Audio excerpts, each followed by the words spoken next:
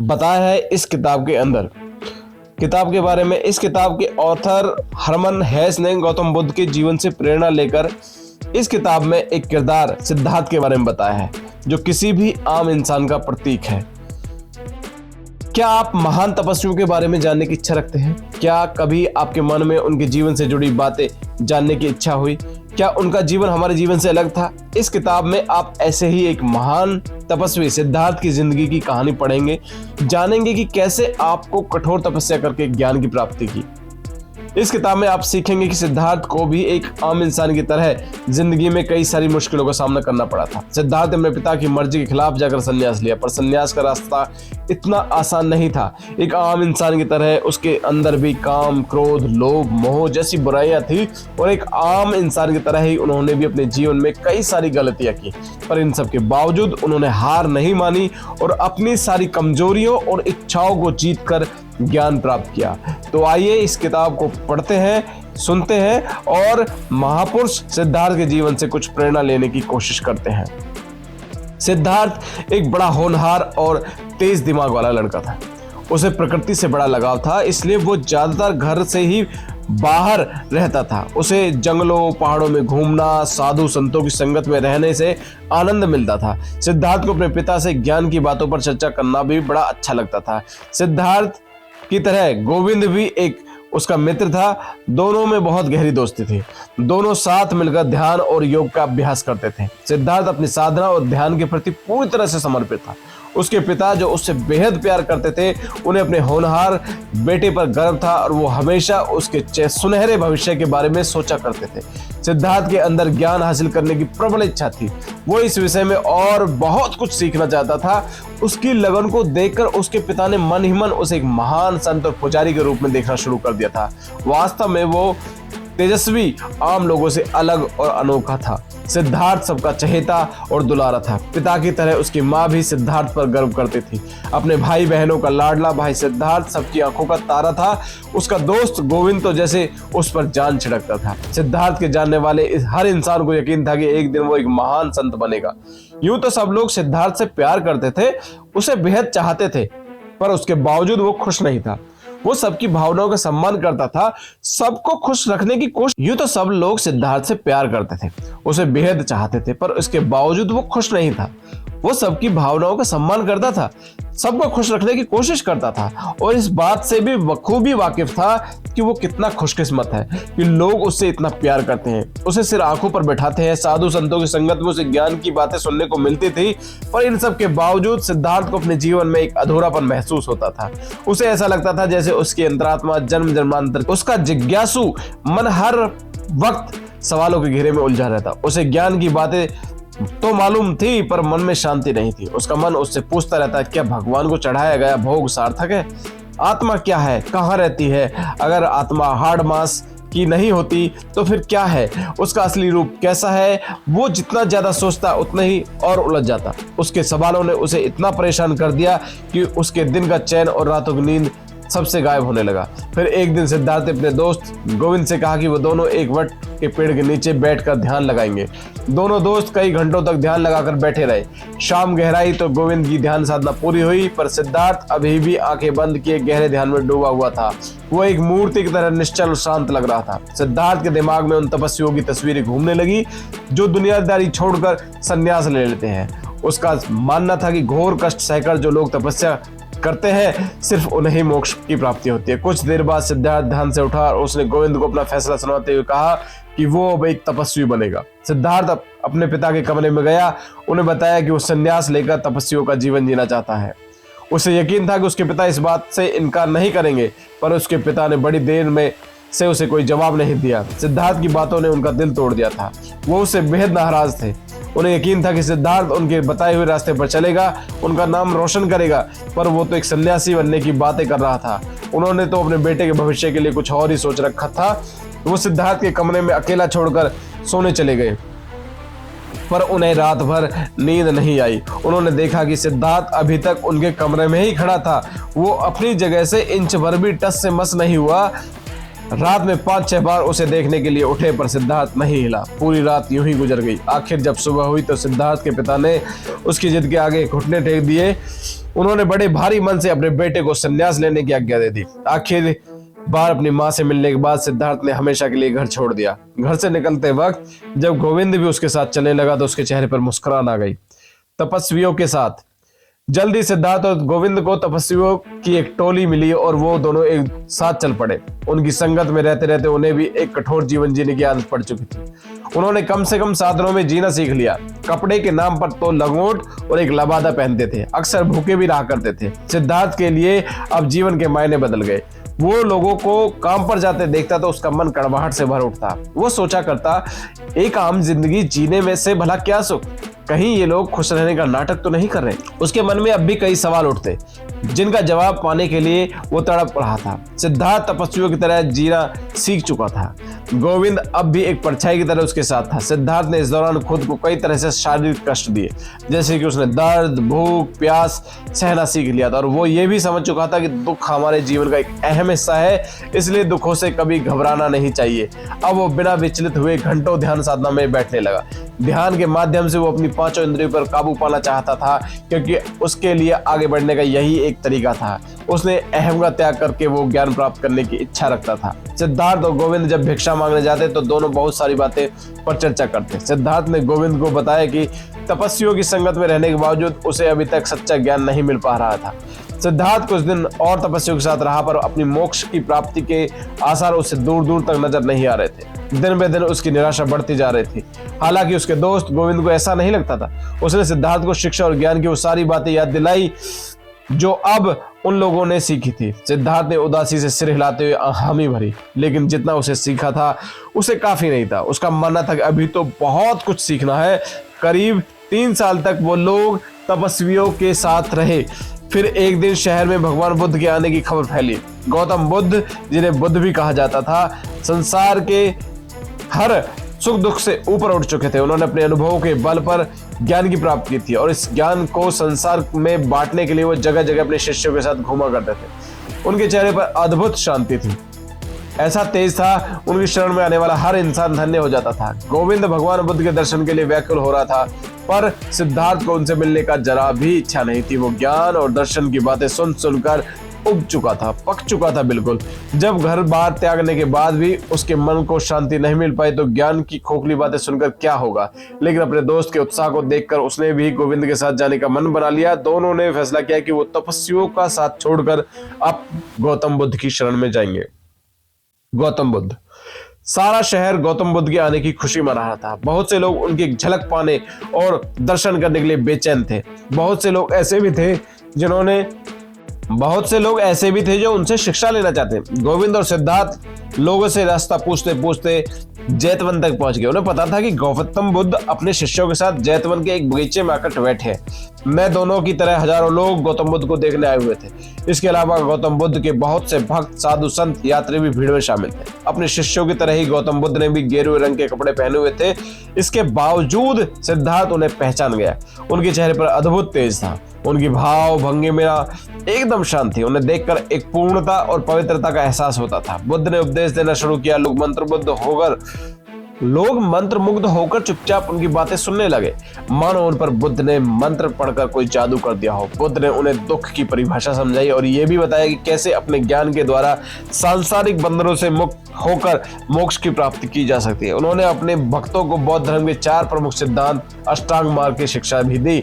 बगीचे में मौजूद लोगों की भीड़ बड़ी शांति के साथ बुद्ध के उपदेशों को ग्रहण कर रही थी। बुद्ध के उपदेश से उन्हें बहुत कुछ सीखने को मिला।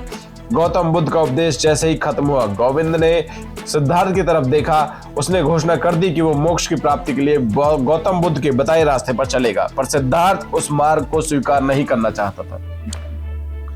गोविंद ने उसे मनाने की बड़ी कोशिश की। उसने अपने दोस्त से कहा कि उसे अपने फैसले पर विचार करना चाहिए। क्या बुद्ध के उपदेशों से प्रेरणा नहीं देते?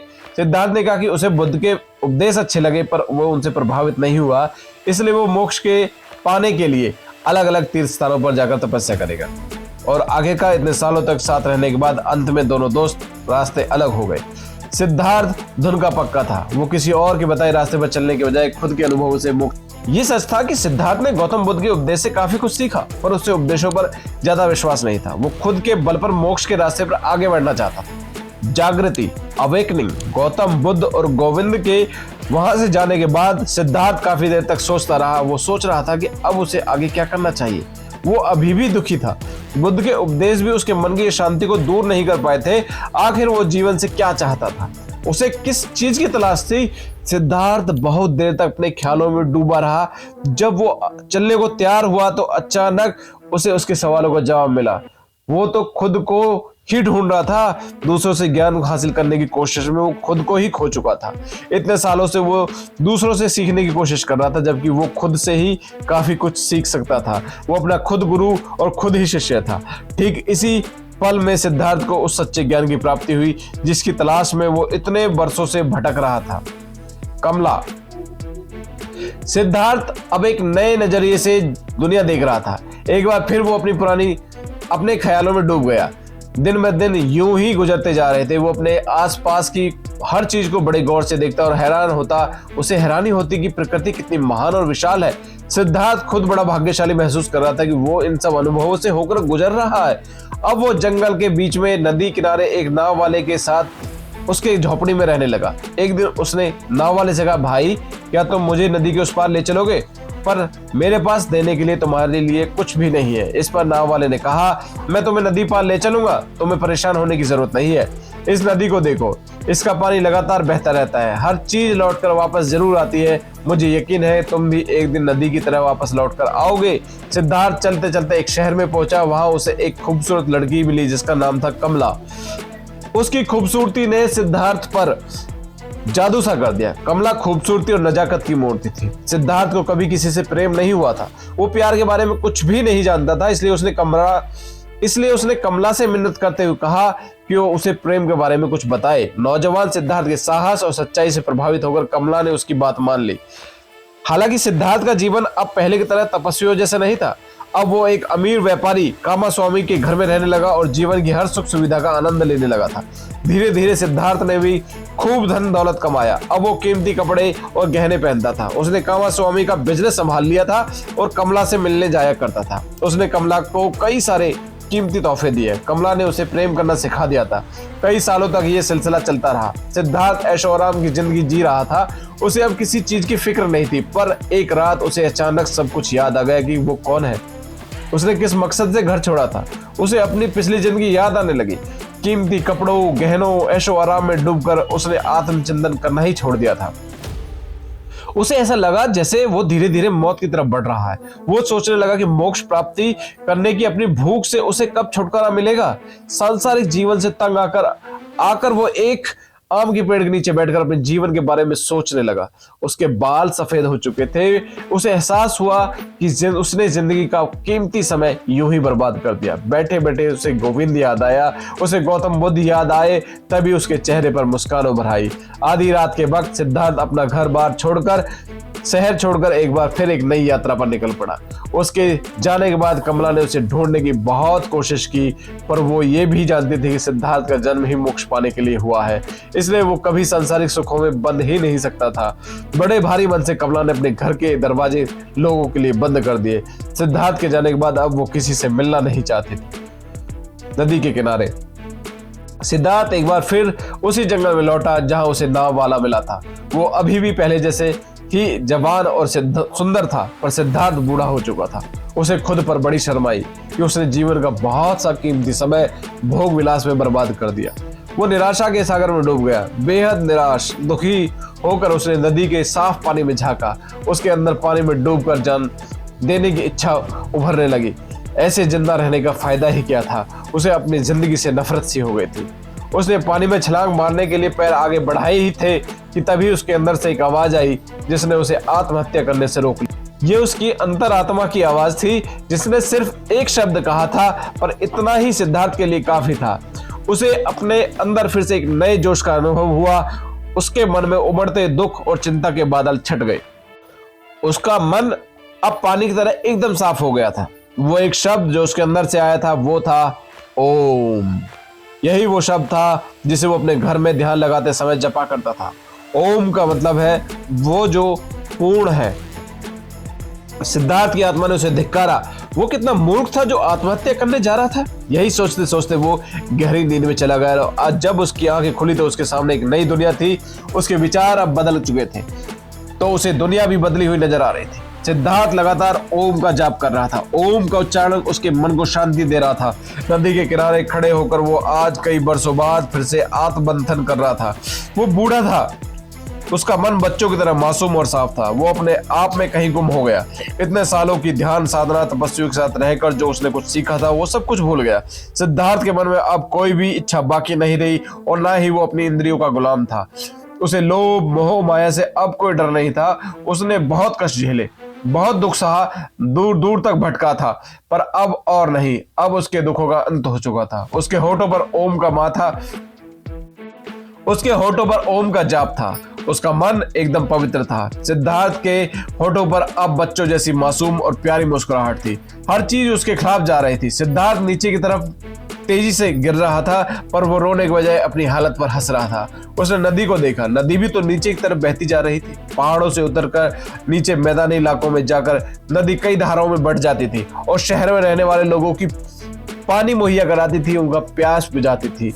पर नदी नीचे की तरफ जाते हुए उदास नहीं थी, बल्कि वो अल्हड़ चाल से बल खाती हुई बह रही थी। सिद्धार्थ नदी को देखकर मुस्कुरा दिया। उसे लगा उसके अंदर आनंद का झरना फूट रहा हो। वो अगर कमला के प्यार में डूबा रहता और कामा स्वामी के साथ मिलकर पैसा कमा रहा होता तो शायद उसे कभी इस आनंद का अनुभव नहीं होता। अगर उसने दुख का अनुभव नहीं किया होता तो उसे इस सुख की अनुभूति नहीं हो पाती। नदी ही अब उसकी सच्ची साथी थी, जिसके किनारे बैठकर वो आत्ममंथन करता था। बड़े बड़े ज्ञानियों का ज्ञान भी उसे संतुष्ट नहीं कर पाया था। तपस्वियों की संगत भी उसके मन को चैन नहीं दे पाई थी। वो इतने सालों से खुद को ही ढूंढ रहा था और खुद ही इस बात से अनजान था। वो कभी समझ ही नहीं पाया कि मोक्ष का द्वार अपने अंदर ही खुलता है। नाव वाला 20 साल से भी ज्यादा का वक्त गुजर गया था। एक दिन सिद्धार्थ दोबारा नाव वाले से मिला। वो नाव वाला जिसका नाम वासुदेव था, उसे मुश्किल से पहचान पाया। सिद्धार्थ ने उसे अपनी आप बीती बताई। दोनों पुराने बिछड़े हुए दोस्तों की तरह गले मिले। फिर सिद्धार्थ ने वासुदेव को नदी किनारे वाली बात भी बताई जब वो आत्महत्या करने जा रहा था। वासुदेव ने कुछ सोचते हुए सिर हिलाया। वो सिद्धार्थ के जीवन की कहानी समझ चुका था। नदी उन्हीं से बात करती है जिनका जीवन उसे कीमती लगता है, और नदी ने सिद्धार्थ को चुना था तो वो उसे कैसे जाने देती। इस तरह एक बार फिर सिद्धार्थ नाव वाले के साथ उसकी झोपड़ी में रहने लगा। इस दौरान उसने नाव चलाना भी सीख लिया। जब भी सिद्धार्थ को काम से फुर्सत मिलती तो नदी की आवाज सुनने के लिए उसके किनारे बैठ जाता। वो नदी से दिल खोल कर बातें करता और कभी उसकी बातें भी उतने ही ध्यान से सुनता। नदी से सिद्धार्थ ने सीखा कि जीवन लगातार चलने का नाम है। नदी की तरह ही जीवन की धारा भी आगे बढ़ती रहती है। गुजरा वक्त कभी लौट कर नहीं आता। नदी हर जगह मौजूद। नदी की ही तरह जीवन की धारा भी आगे बढ़ती रहती है और वक्त गुजरा कभी लौट कर नहीं आता। नदी हर जगह मौजूद है। नदी सागर से मिलती है। सागर बादल बनकर फिर से पहाड़ों पर बरसता है। नदी आज में बहती है। इसे बीते हुए कल की या आने वाले कल की कोई चिंता नहीं होती। ये सिर्फ आज को पहचानती है। नदी की इस सीख को सिद्धार्थ ने अपने जीवन में उतार लिया। उसका जीवन भी नदी जैसा ही तो था। उसे अपने बचपन की याद आई, फिर जवानी में जब वो तपस्वी बना, फिर बूढ़ा सिद्धार्थ। वो सब अलग अलग सिद्धार्थ नहीं थे जैसा कि उसे लगता था। वो एक ही इंसान के रूप थे और ये सारे इंसान अलग अलग इच्छा बनकर उसके अंदर मौजूद थे। उसके लिए बीता हुआ कल या आने वाले कल कुछ भी मायने नहीं रखता था। मायने रखता था तो सिर्फ आज। कई साल कमला से दूर रहने के बाद सिद्धार्थ जब दोबारा उससे मिला तो उसकी हालत देखकर उसका दिल दुख से भर आया। कमला उसकी आंखों के सामने मौत के मुंह में जा रही थी, पर मरने से पहले वो आखिरी बार गौतम बुद्ध के दर्शन कर उनका उपदेश सुनना चाहती थी। बुद्ध अपने जीवन के आखिरी दिन गुजार रहे थे। कमला जो बुद्ध की प्रबल भक्ति अपने सिद्धार्थ के बेटे को लेकर बुद्ध के दर्शन के लिए निकल पड़े थे। उनका 11 साल का बेटा, जिसका नाम सिद्धार्थ के नाम पर ही रखा था, बचपन से ही ऐशो आराम और लाड़ प्यार में पला था। उसकी देखभाल और सेवा के लिए नौकर हरदम उसके सामने खड़े थे। ऐसे में उसे समझ नहीं आ रहा था कि उसकी माँ उसे लेकर एक कठिन यात्रा पर निकल पड़ी है। यात्रा के दौरान नदी के पास कमला को एक सांप ने काट लिया। जहर तेजी से उसके शरीर में फैलने लगा। नाविक वासुदेव ने कमला की दर्द भरी चीख सुनी तो दौड़ता हुआ आया और उसे लेकर अपनी झोपड़ी में ले गया, जहां वह सिद्धार्थ और कमला आखिरी बार एक दूसरे से मिले। दर्द भरी आवाज में रुक रुक कर कमला ने उसे बताया कि उसका और सिद्धार्थ का एक बेटा भी है। उन दोनों के लिए ये बहुत ही बड़े भावुक पल थे। फिर हम कमला हमेशा के लिए उनसे दूर चली गई। छोटा सिद्धार्थ अपने पिता के साथ ही रहने लगा, पर सिद्धार्थ को अपने बेटे से प्यार नहीं था।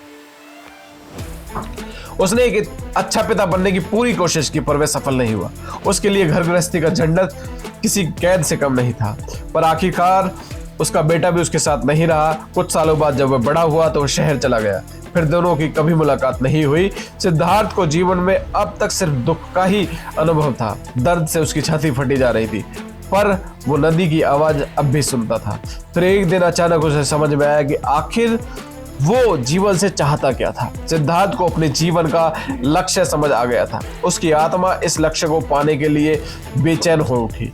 उसका लक्ष्य था परमात्मा के साथ अपनी आत्मा को एकाकार करना। वो जान चुका था कि हमारी आत्मा इस ब्रह्मांड का ही अंश है। अब सारा संसार उसका अपना था, जो फिर दुख कैसा। कई सालों तक रहते रहते वासुदेव और सिद्धार्थ एक दूसरे के परम मित्र बन गए। दोनों एक दूसरे के सुख दुख के भागी थे। सिद्धार्थ उससे हर अनुभव बांटा करता था और वासुदेव मुस्कुराते हुए चुपचाप सब कुछ सुनता रहता। सिद्धार्थ के लिए इतना ही काफी था। अपने अनुभव बांटने के लिए वासुदेव से अच्छा दोस्त उसे मिल ही नहीं सकता था। दोनों साथ में नदी की आवाज सुना करते थे। नदी उनसे बात करती थी। सिद्धार्थ का चेहरा भी नदी के साफ पानी में नजर आता था। वो सब लोग जो सिद्धार्थ के करीबी और अपने थे, जिनसे वो प्यार करता था, उन सब लोगों की तस्वीरें नदी के पानी में साफ उभर आई थी, पर जैसे ही उभरी वैसे ही तुरंत गायब भी हो गई। उन सबके चेहरे नदी के बहते पानी में जैसे घुल मिल गए थे। नदी की आवाज भी बदली हुई लग रही थी। उसकी आवाज में एक मिठास और खुशी झलक रही थी। नदी में उभरती आवाजें और पानी का शोर मिलकर एकाकार हो गए और अंत में एक आवाज साफ उभरी, ओम। सिद्धार्थ ने अपने जीवन का लक्ष्य पा लिया। आखिरकार उसे मोक्ष मिल ही गया। उसने नदी की तरह सब कुछ अपने अंदर बहने दिया। नदी हर हाल में बहती थी। जीवन भी आगे बढ़ने का नाम है। नदी कभी नहीं रुकती, क्योंकि वो एक आकार का ही एक अंश है। कोई दुख, कोई परेशानी उसका रास्ता नहीं रोक सकती। उसकी पहचान यही है कि वो लगातार बहती रहती है। निष्कर्ष, इस किताब में हमने पढ़ा कि किस तरह सिद्धार्थ ने मोक्ष की खोज में भटकते हुए अलग अलग अनुभवों से गुजरकर अंत में मोक्ष प्राप्त किया। साथ ही हमने ये भी सीखा कि सिद्धार्थ की तरह अगर हमें भी जिंदगी में कुछ हासिल करना है तो हमें एक बहादुर इंसान बनना होगा। सिद्धार्थ इस बात को समझ गया कि सिर्फ अपने अनुभवों से ही मोक्ष की प्राप्ति हो सकती है, क्योंकि ज्ञान ना तो सिखाया जा सकता है, ना ही हमें किसी और से अनुभव से ज्ञान प्राप्त हो सकता है। ज्ञान खुद के अनुभवों से ही प्राप्त होता है। कई सालों तक दुख, दर्द, लालच, काम, क्रोध का अनुभव करने के बाद सिद्धार्थ को मोक्ष मिला। एक नदी की तरह सिद्धार्थ ने अपनी भावनाओं को बहने दिया, उन्हें रोका नहीं। नदी की राह में अगर कोई पत्थर भी आ जाए तो भी नदी कभी रुकती नहीं। वो उस पत्थर के चारों ओर से बहकर आगे निकल जाती है। सिद्धार्थ ने अपने भक्तों को नॉलेज और विजडम यानी ज्ञान और जानकारी के बीच का फर्क बताया। नॉलेज एक इंसान से दूसरे इंसान को ट्रांसफर की जा सकती है, दी जा सकती है, उनके बीच में बांटी जा सकती है, पर ज्ञान के साथ ऐसा नहीं है। ज्ञान को अपनी मेहनत से और अपने अनुभव से ही प्राप्त कर सकते हैं हम। ज्ञान खुद के अनुभवों से ही मिलता है। कई सालों तक दुख, दर्द, लालच, काम और क्रोध का अनुभव करने के बाद सिद्धार्थ को मोक्ष मिला। एक नदी की तरह ही सिद्धार्थ ने अपनी भावनाओं को बहने दिया। इस दुनिया में हर इंसान अपनी किस्मत खुद लिखता है। आप किसी से मदद की उम्मीद तो रख सकते हैं, पर आखिर में अपना भाग्य हमें खुद ही बनाना पड़ता है। इसलिए अपना रास्ता खुद बनाइए। हार के डर से कभी पीछे मत हटिए। आगे बढ़ते रहिए। जहां आपका मन लगाएंगे, जहां आप अपना मन लगाएंगे, अपनी पूरी ऊर्जा लगाएंगे किसी भी काम के प्रति, जीवन में आप चाहे कोई भी लक्ष्य निर्धारित कीजिए अपने लिए, उसके प्रति पूरी तरह से समर्पित हो जाइए और एकाग्रचित हो जाइए। वहीं पर मोक्ष प्राप्त हो जाएगा। आपका लक्ष्य ही आपका मोक्ष है। जैसे सिद्धार्थ का लक्ष्य था ज्ञान प्राप्ति, मोक्ष की प्राप्ति, आपका लक्ष्य कुछ और हो सकता है, चाहे वो जो हो, धन हो सकता है, कोई पद हो सकता है, लेकिन अपने ज्ञान, अपने ध्यान और अपने लक्ष्य के लिए पूरी तरह से समर्पित हो जाइए। यही इस कहानी का सार है।